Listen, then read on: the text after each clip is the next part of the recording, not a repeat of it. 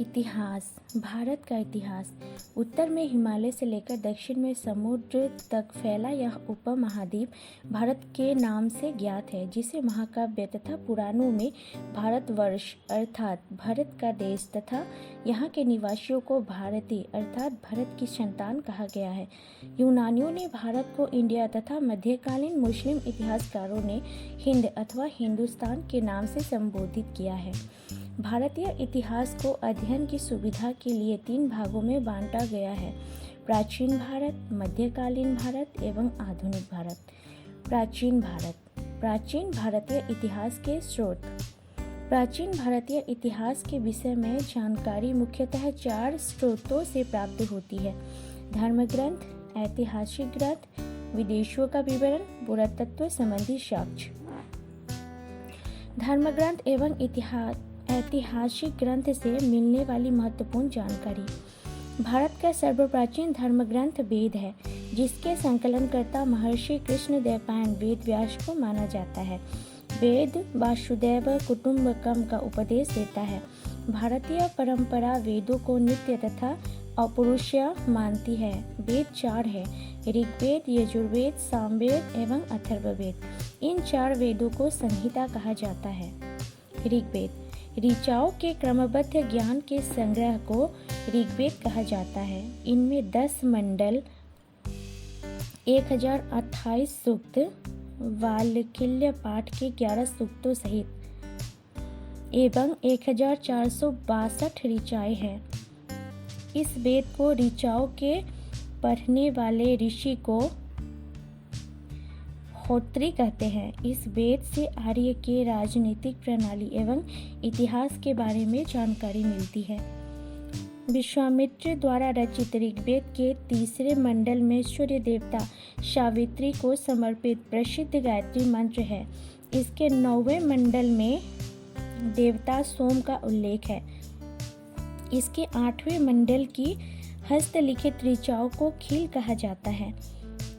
चातुर्वर्ण समाज की कल्पना का आदि स्रोत ऋग्वेद के 10वें मंडल में वर्णित पुरुष सूक्त है, जिसके अनुसार 4 वर्ण ब्राह्मण, क्षत्रिय, वैश्य तथा शूद्र आदि पुरुष ब्रह्मा के क्रमशः मुख, भुजाओं, जंघाओं और चरणों से उत्पन्न हुए।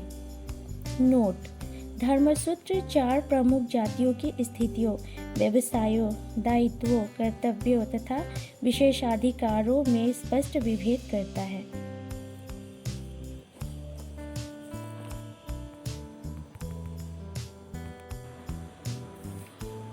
ईसा पूर्व एवं ईस्वी। वर्तमान में प्रचलित ग्रेगोरियन कैलेंडर, ईसाई कैलेंडर, जूलियन कैलेंडर ईसाई धर्मगुरु ईसा मसीह के जन्म वर्ष कल्पित पर आधारित है। ईसा मसीह के जन्म के पहले के समय को ईसा पूर्व कहा जाता है। ईसा पूर्व में वर्षों की गिनती उल्टी दिशा में होती है, जैसे महात्मा बुद्ध का जन्म 563 ईसा पूर्व में एवं मृत्यु 483 ईसा पूर्व में हुआ, यानी ईसा मसीह के जन्म के 563 वर्ष पूर्व महात्मा बुद्ध का जन्म एवं 483 वर्ष पूर्व मृत्यु हुई। ईसा मसीह की जन्म तिथि से आरंभ हुआ सन ईसवी सन कहलाता है। इसके लिए संक्षेप में ई लिखा जाता है। ई को लैटिन भाषा के शब्द एडी में भी लिखा जाता है। एडी यानी एनो डोमिनी, जिसका शाब्दिक अर्थ है in the year of lord Jesus Christ.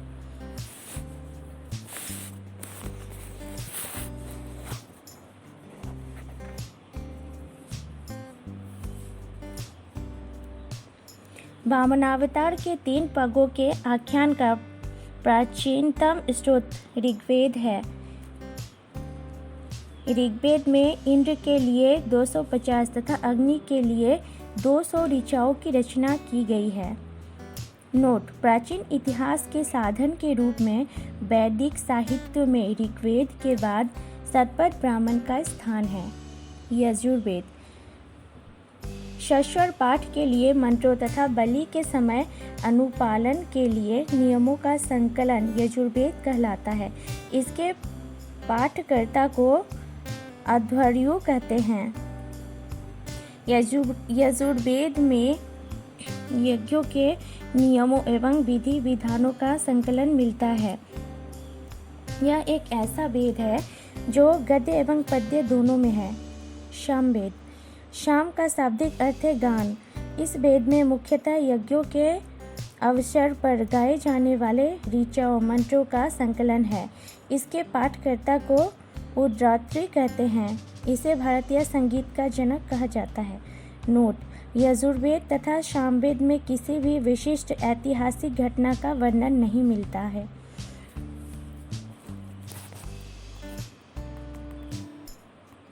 तो गाइस, नीचे कमेंट बॉक्स में कमेंट करके ज़रूर बताइएगा कि आप लोगों को यह लूसेंट ऑडियो बुक कैसा लगा। अगर आप लोगों को पसंद आया हो तो मैं इसके आगे के पार्ट्स ज़रूर अपलोड करूँगी। तब तक के लिए बाय, टेक केयर।